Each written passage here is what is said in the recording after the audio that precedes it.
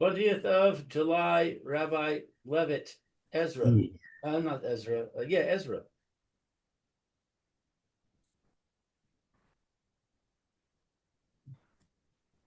It is Ezra. And we are in the last parak of Ezra.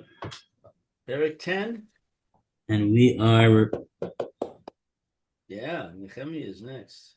yes, chapter 10, parak. Good. And we are up to Pasik Dalad. Daled. Pasik Dalad. Ki alecha hadavar. Let's see. Kum ti alecha hadavar va'anachnu imach chazak va'aseh. Okay. Oh, excuse me a second. I have to pay the housekeeper. Right back. Okay. So in the meantime, we'll try to figure out who's talking and who's he talking to.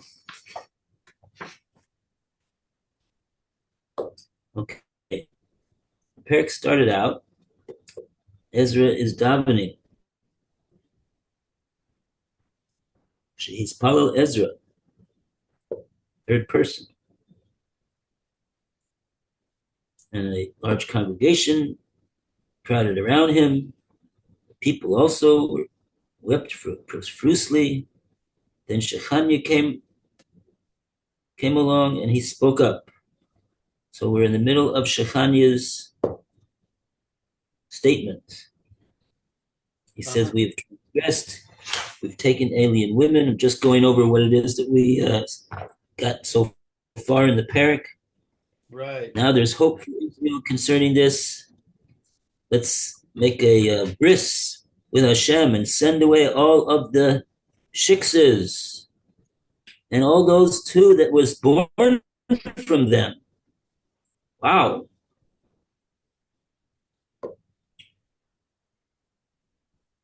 And then he says, okay, so now we're up to this is what we're up to in this pasuk dal. So it's Shania who's talking, and he's making this statement there in the middle of this big crowd of people with Ezra over there.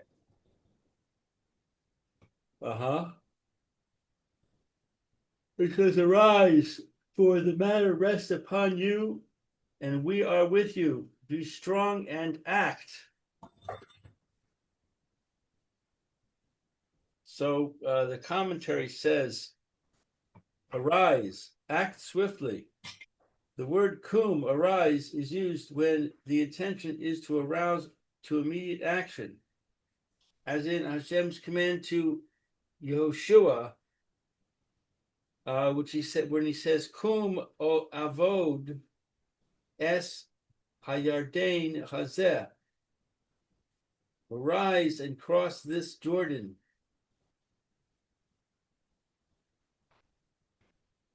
For the matter rests upon you, since you are our leader, according to Mitsudos.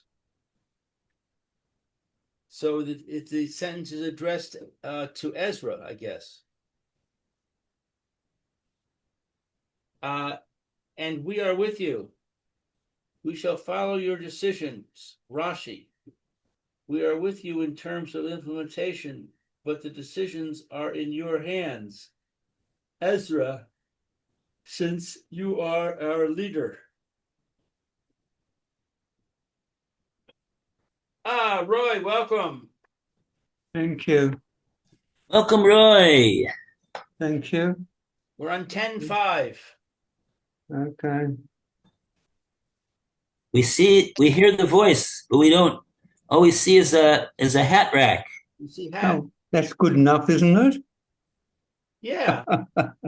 The talking hats. Okay. That's where the brain. Talking heads and talking hats. Mhm. Very good. Okay. Okay, so Now we go to Pasuk Hey. We're in Perik Yud, Pasuk Hey. Who has read the first Pasuk of the day? That was Pasuk Daled. Mhm. People have said to Ezra, we're with you.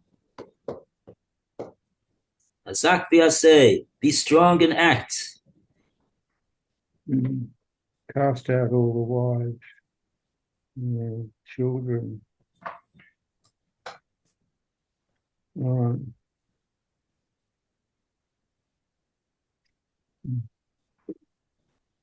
So Roy, would you like to read Pasuk Hey? V'yakom Ezra. V'yakom Ezra v'yashba es soreh hakol hanim halavim v'chol Yisrael ourselves Kedovo Hazeh V'yishba V'yishovahu. Then Ezra rose and adjured the chiefs of the priests, the Levites, and all Israel to do according to this matter, and they swore.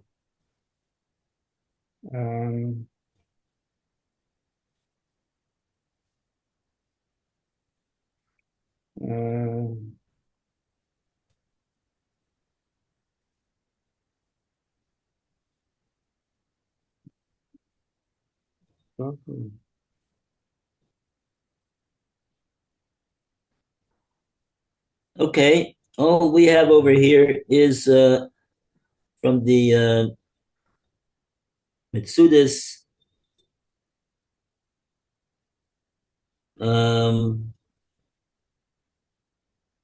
Zoris b'davar ki uteles alecha ki ata harosh lekulanu v'anachnu niyeh imcha be'ezrecha be'azartecha. Oh, that was the previous pasuk. Sorry, the people were they saw how Ezra was davening and crying and speaking, and then one of them, Shechanya, got up and said, "What we have to do is send away all the women that don't belong here," and and now this pasuk that you have just read. Oh, yeah. So the people called upon Ezra to do according to the dictates of what Shechanya had said, and Ezra did get up in Pasuk Hay, and he gave a he made the all the chiefs of all the three sections of Klal Yisrael, Kohanim, Levim, Yisrael, that they should all of them take an oath that they are going to carry out this matter. They're going to take care of this. And accordingly, they did take the oath. They swore. So all the Malbim says over here is that with this oath taken by the representatives of all the people, the matter became an expression of the will of the entire nation. Because you might say, well, it's very nice that that's what the chiefs, they took an oath that said that they're gonna do that.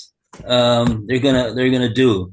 But there is an individual Jew over there who says, I'm not prepared to do this. So what's going to happen? The Malbim says that the representatives, the chiefs of all three groups of Klal Yisrael took an oath that's tantamount to saying that the whole Jewish people is behind this matter. So no individual Jew at this point can come along and say, I can't do this. So then we're going to see what's going to happen now. Pasuk Vav. Vav. Imagine if they would do this in the world today.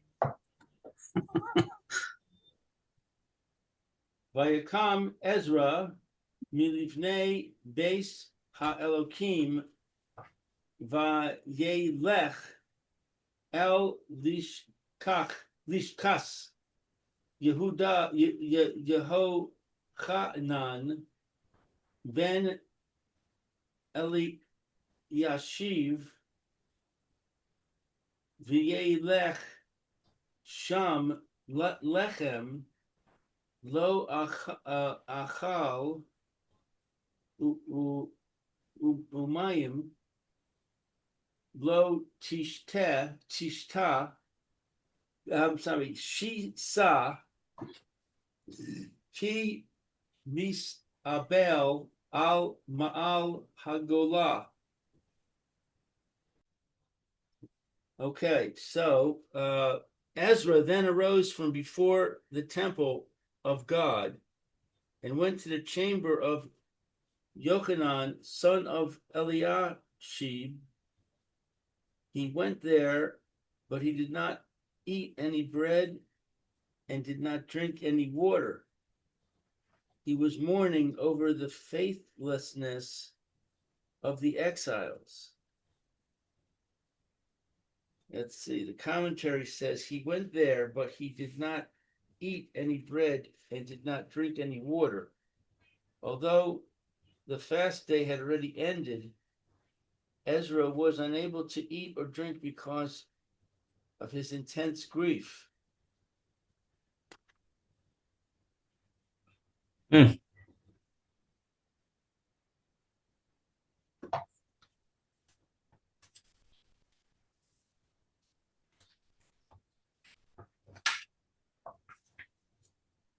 Right, that's all there is. Okay.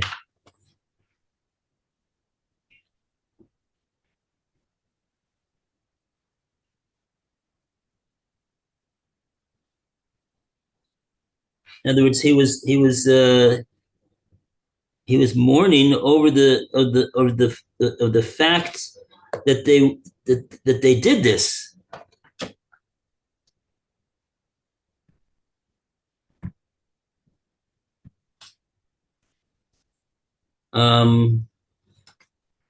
Meir is Interesting. coming.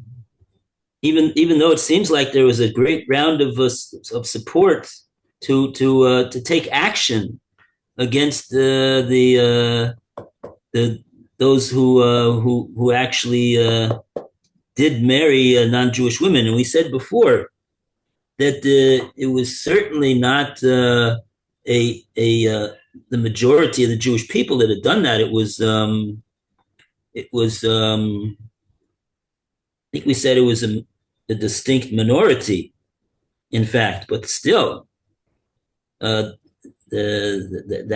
itself is there could be such a situation that numbers of Jews could marry non-Jewish women.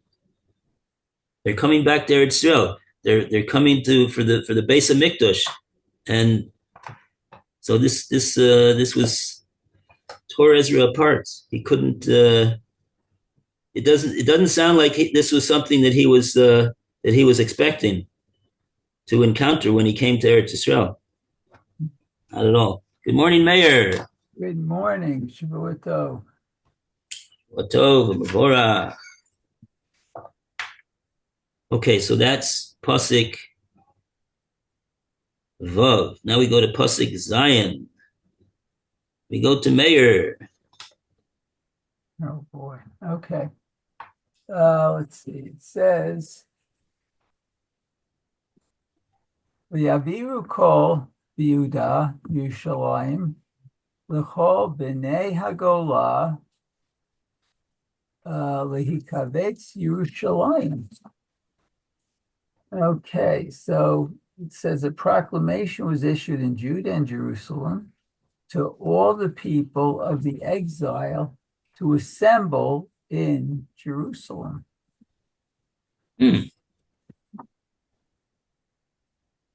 Okay. Let's see, 7. Here's 6.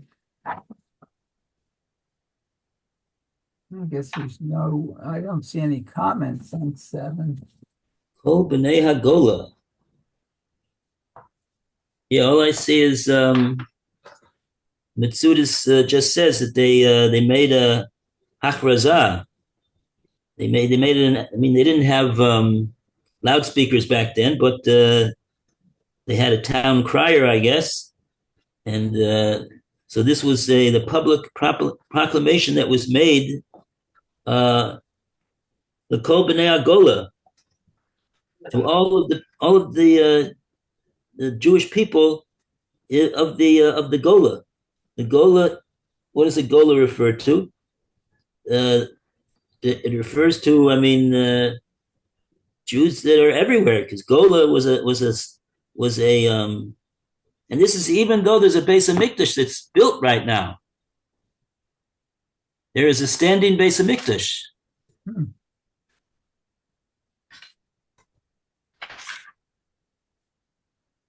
But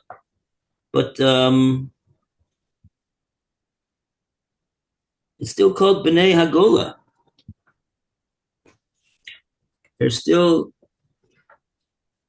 regarded as it's not yet the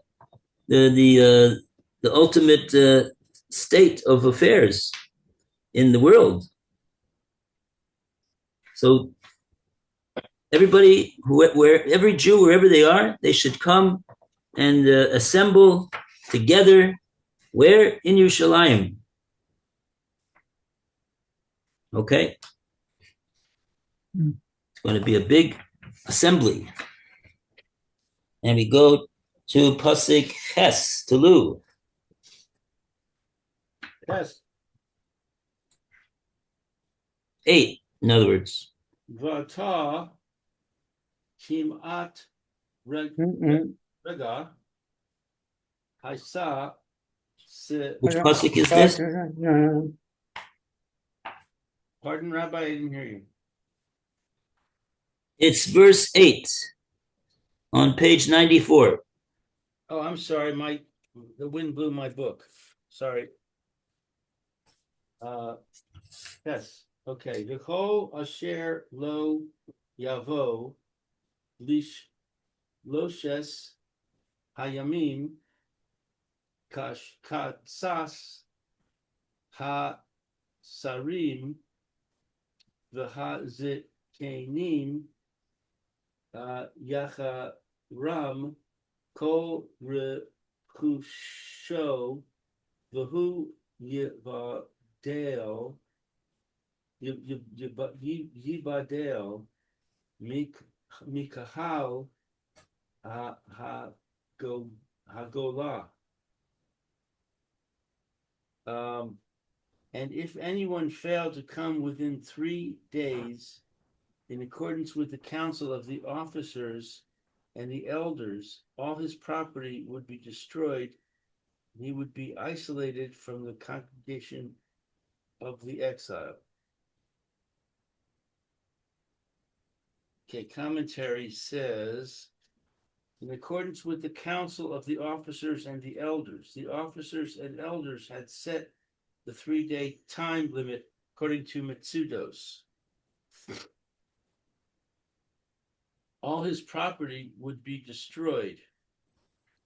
Based on this verse, the Talmud in Yevamos asserts that the rabbinic courts may expropriate private property if necessary for advancing Torah observance. In addition, the Talmud in Moed Katan derives from this verse the ruling that property expropriation is imposed as a penalty for contempt of a rabbinic court.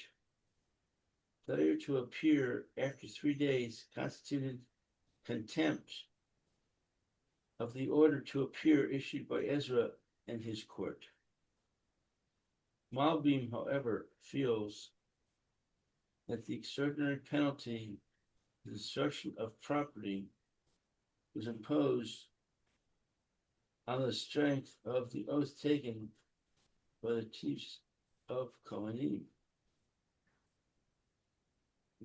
Levites and Israelites to cast out the illegal wives and children. And he would be isolated from the congregation of the exile. He would be excluded from all the affairs of the congregation, according to Mitsudos. Yerushalmi, Moed Katan, and Yalkut relate that a certain individual disregarded 3 subpoenas issued by Rabbi Yoshua, whereupon Rabbi Yoshua dispatched the following communication to him. Were it not for my custom never to afflict excommunication, I would do so against you. Excommunication is imposed in 24 instances of contempt for rabbinic authority. In this, the failure to answer a subpoena is one. The scripture states that anyone failed within 3 days, he will be isolated from the congregation.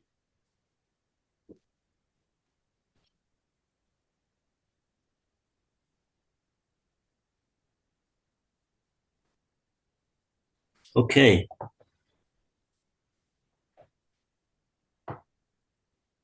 Posek Tess. Actum Roy.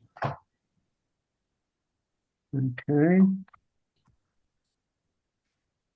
Yes. Yes. All right. So you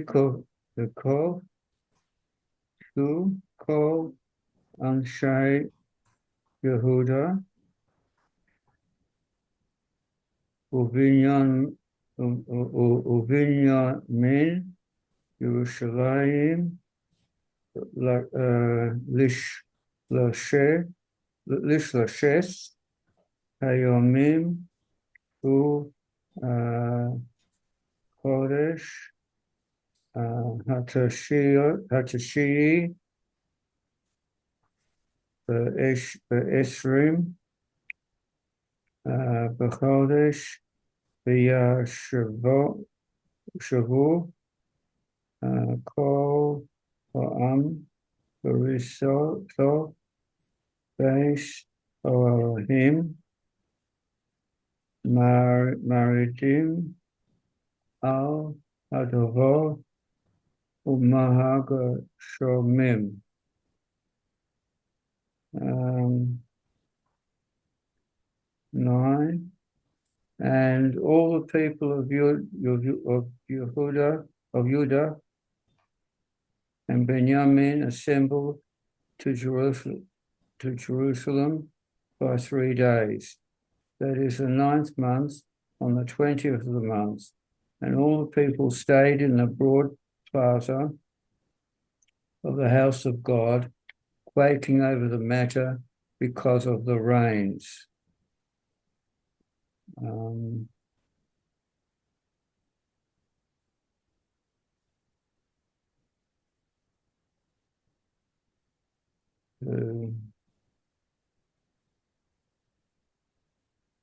Nine.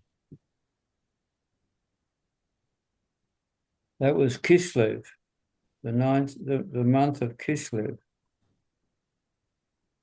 And the broad plaza of the house of God refers to the broad plaza in front of the temple, outside the temple court. It was used because it is improper to sit in the temple court. During the days of the first temple, there were also broad plazas on the Temple Mount, as in 2 Chronicles 29:4. This was David. Quaking over the matter. They were afraid of the matter. They were afraid over the matter. They were afraid of the stumbling block of this transgression, is Rashi. And because of the rains, that were falling upon them there, they were shivering and miserable. Rashi.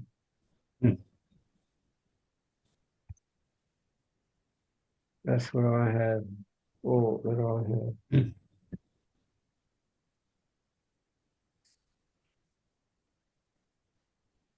Oh.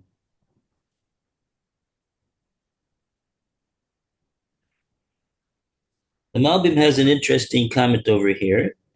He says it's evident from here that Ezra was not told of the intermarriages until more than 4 months after his arrival. So that's interesting. Why did they wait? As is clear from the verses, all the events described in chapter 9 took place in the span of a few days.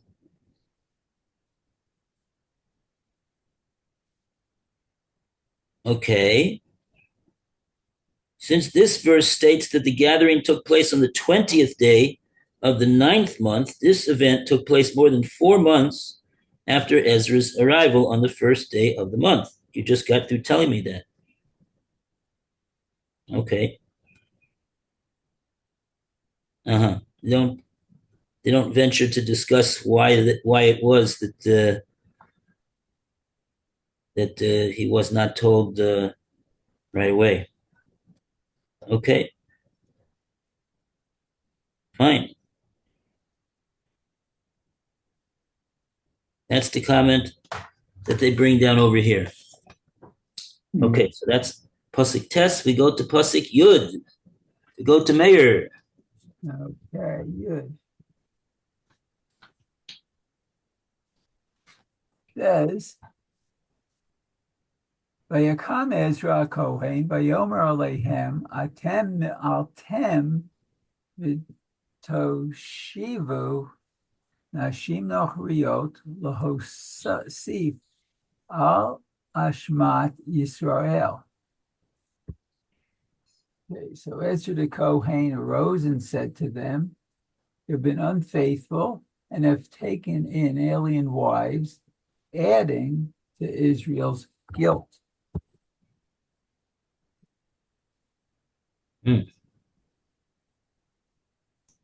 What was Israel's guilt? Because I thought that was the guilt. You have been unfaithful and have taken alien wives, adding to Israel's guilt. Adding to Israel's guilt. What's the question? What was Israel's guilt? I thought that was it. The wives was Israel's guilt. Was it something more, or is that what that mean? No, we're saying that Ezra is clearly saying that Israel had guilt before this took place, and now he's saying, like, oy vavoy, you already had guilt, and now you've added on to that by doing this abomination of taking in non-Jewish women as wives. So what we'd probably like to know is what is Ezra referring to when he says Israel's guilt? Maybe the commentaries will address that. All I've got here is to add to Israel's guilt, and he says which they had from before. Yeah, that's clear. That's clear that's what he's saying. Yeah. We don't even need the Metzudas, in my humble opinion, to tell us that. What we'd like to know is what exactly is he referring to. But right. But that's not maybe. Oh, so okay, maybe Meir is reading, right? Yes, let's see, 10. It says, Atem, you have been unfaithful. Ezra addressed all the Jews, reminding them that although most of them had not married non-Jews, they were all guilty because all Jews are bound together and held mutually accountable. Ezra's purpose was to unite the people in recognition of collective guilt.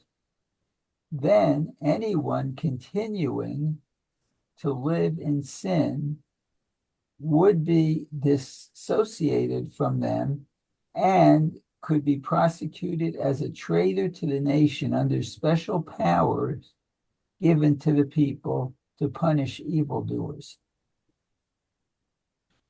Okay, so L'Hosif al Ashmat Yisrael, adding to Israel's guilt. You have added new transgressions to the old. That's in the pseudo.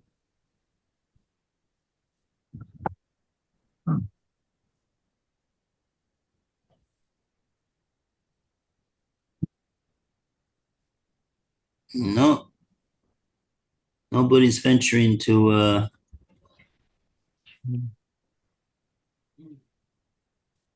elucidate for us what's that referring to.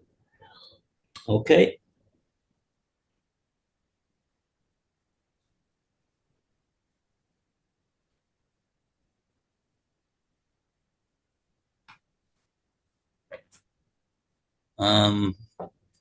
Interesting. Of course, we do know that there was a Chorban Bayis Rishon. Now we're talking about maybe close to 100 years after that, and now they even have a Bayis Sheni. It's now standing. So one might have thought that, they've taken care of their guilt, which caused the destruction of the first Beis HaMikdash. And we know that the Chazal tell us that in the first Beis HaMikdash, they were the Beis HaMikdash was destroyed because of the three cardinal averas that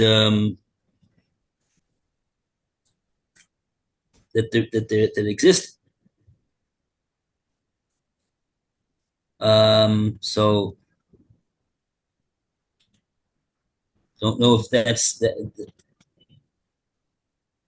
And also, of course, that there's a famous Gemara in the Dorim, Shelo berchu baTorah batchila, that they didn't make the proper brachas on the Torah. And there's the famous commentary of the Ran, who says that what that means is that they didn't think that the Torah was so chashuv to have to make a bracha on it. So there was a lack of regard for Torah learning. So that's what we know about. That's what we know. It's interesting because in before this we've had we've had the whole episode of Purim and the whole story with Klal Yisrael bowing to the pestle of Nebuchadnezzar that we saw in Sefer Daniel. Actually, they were more afraid of the pestle and Nebuchadnezzar than they were of HaKadosh Baruch Hu, of violating the prohibition of bowing to a pestle. So that was one of the reasons why the whole gezerah of Haman came about. In addition to the fact that they went to the Suda after Mordechai told them don't go to the Suda, but they said that they have to go anyway, and everything that happened over there. But then there was a tshuva. The whole story of Purim was that the Jews did a tremendous tshuva, and they even the Gemara Megillah says that they reaccepted the Torah, and their acceptance of the Torah was a greater acceptance than the acceptance of the Torah at Har Sinai, because it says that they accepted it with Ava,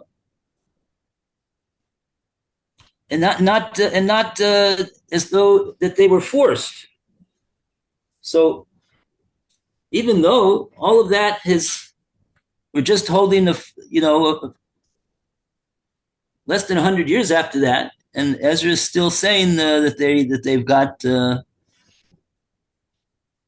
guilt before the whole episode of this with present guilt of the marriages of the non-Jewish women.